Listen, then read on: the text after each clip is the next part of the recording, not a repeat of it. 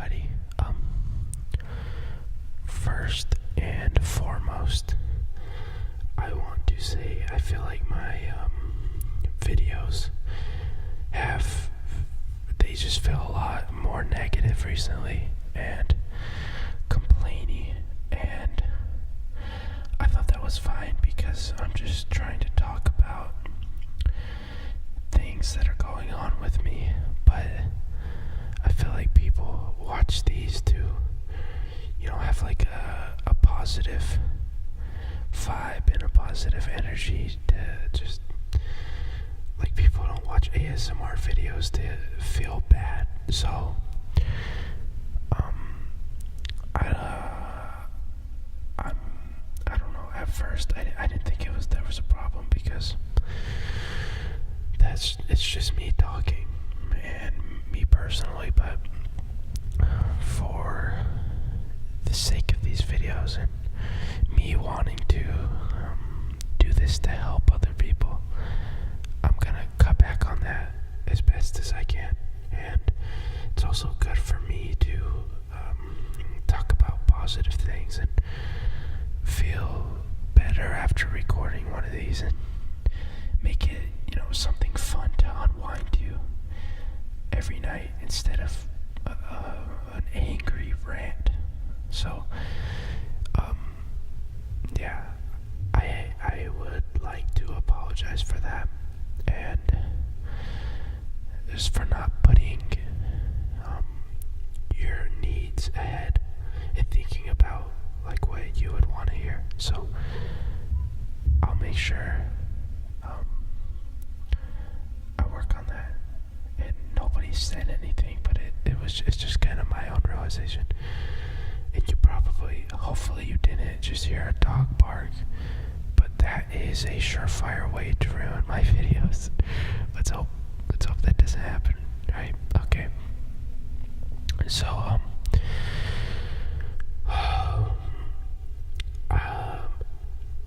I want to talk about how I met up with my ex again.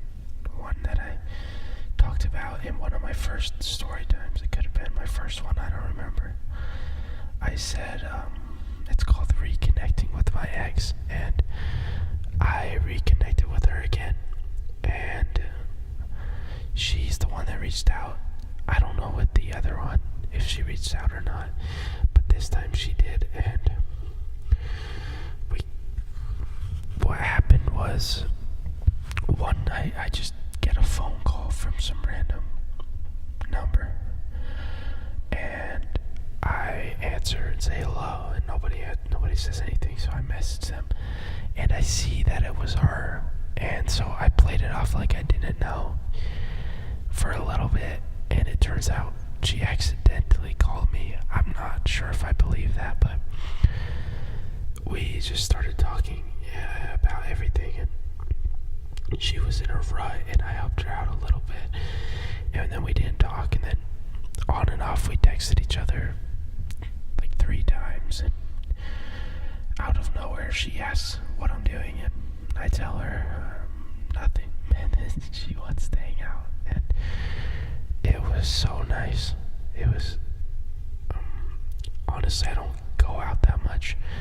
I don't really have a social life, and so being with her and someone that I have history with and I can feel cares about me and that I care about, it was so refreshing.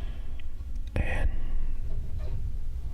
we just talked about everything, and we drank we had little Starbucks like we used to when we were younger, and she brought some, and we just sat in our same spot, and we drew pictures on her window with because the doors were getting fogged up, and she's married now, which is crazy. And there was tension, like energy, and we both felt it, that a married woman shouldn't act on, and we both really wanted to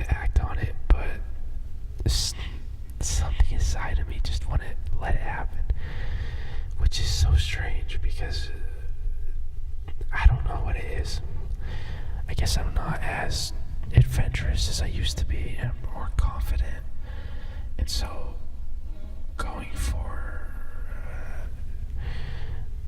intimacy like that, under the circumstances, I just couldn't do it. And I'm not gonna say I'm some noble person and I want to do that with her, even though she's married, just because I don't know.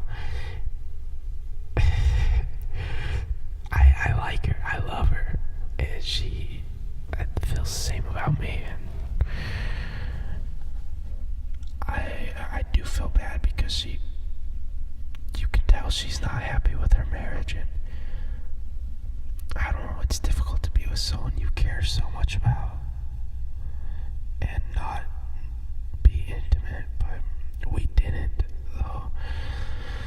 But a small part of it was the marriage thing, and just thinking, like, if we do this, then she will feel guilty and probably won't want to talk to me anymore or hang out.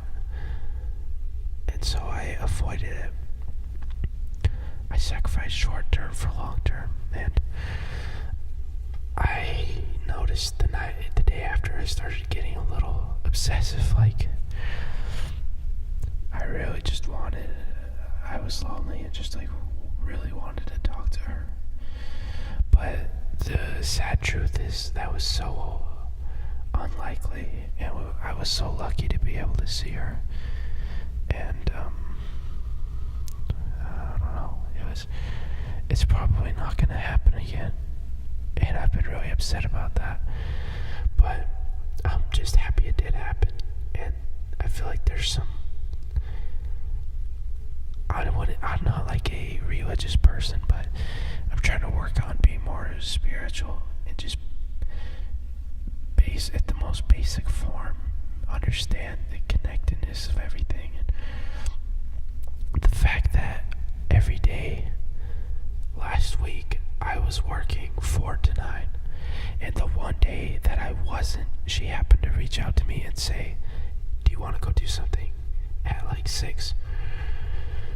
And every other day I was working, and the one day I wasn't, she just happened to reach out, and it wasn't planned or anything. And then after we did hang out, I had those childish cravings, I guess, I don't know how else you'd say it, the childish want for her, and I put a stop to that. And it was difficult too, because it's how I react to loneliness. But now it's time for the more adult side of me to come out and say, okay, it's time to stop obsessing over this one human being and work on yourself and continue to have her be the one to come to you. And you do that by just living your own life instead of relentlessly chasing her. And I watched this video, and it said one of the best things I've ever heard. And it said, the biggest reason people become disinterested in you is because, well, the reason people fear when someone is very aggressively into them and always texting them and calling and wanting to hang out is because they fear that that person needs anybody rather than them in particular. And honestly, I'm one of those people that at this moment in time I am very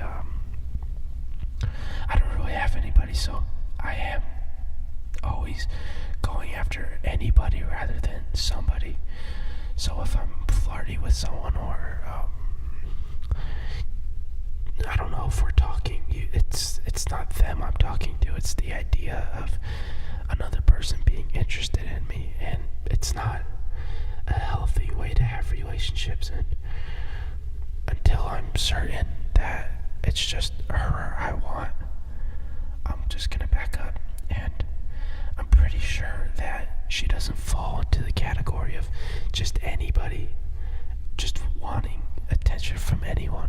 I think her attention in particular is like it coming from her is where it means something, not just coming from anybody. But the way I show that is by doing my own thing and working on my own life and giving her space. Because the second I start going crazy for her and wanting her really bad and asking her to hang out, that's gonna scare her off. And she's just gonna see me as someone who needs somebody rather than somebody who would enjoy spending time with her and doesn't need her. So I need to show that I'm fine if she's not in my life. I'm fine if she isn't texting me every day. I'm fine doing my own thing and every now and then having a conversation, which is difficult to do because my whole life has been me wanting people like that. That's always been my behavior. And so it's one of those things where I'm ready to rebuild it. And I kind of believe, like, just trying to be more spiritual, that some sort of rule or energy or, I don't know, intelligence decided to make sure it set this up, because it was the one day I wasn't working. She reached out to me and the plans went through, and I was able to back up from those childish feelings and grow and learn how to handle desire more. And so I think this was kind of a lesson that I had to learn. And here I am because of that experience 3 days later, or 2 days later, I don't know. Planning out my life a little more, setting goals, and taking care of myself more, because I want to be desirable to people and as an independent, stronger person, and not live for others' attention. And I learned that just from that night and how I felt afterward. So it really was good seeing her, and it really upsets me that it's over. And just the fact I haven't been close with anyone in so long, and I have been very lonely, and that's just why I'm so eager to want her, because she's familiar and we've both grown up to the point that was one of the first times I've been completely open with her. And I am gonna miss that. As I said in one of my other videos, I'm moving out soon, which means the odds of me and her meeting up now are 1 in 100. But when I move, it's gonna be like 1 in 1,000, and it's never gonna happen. So, yeah, that's what happened when I went and saw my ex. I kind of learned from him. I am trying to be better now, and it's kind of a hard thing getting over somebody, but you've got to do it, and it's been long enough that I think I am ready to take it to my next step and start to grow from this and truly move on. So that's what happened with me and my ex. It was nice though. It was just such a nice experience to sit with her and do what we used to do, but in a new way. When we were drawing on the window, I had to reach over her seat And when I would, she would like lay on my shoulder, and it's such a little thing, but it felt like I was holding her. And it was so nice. It was so nice. So I don't know. We'll see what happens. So thank you for listening. I will definitely see you soon, and I hope you have an amazing night. And like I said, I'm gonna stop being so negative in these. I'm really gonna try and make them a good experience to listen to, because you shouldn't be looking for something to listen to and then just be pummeled with hatred. So yeah, I'm gonna work on that. So yeah, I'm really good at dragging these on, I guess. Alright, I'll see you in my next video, and have an amazing night. Bye bye bye.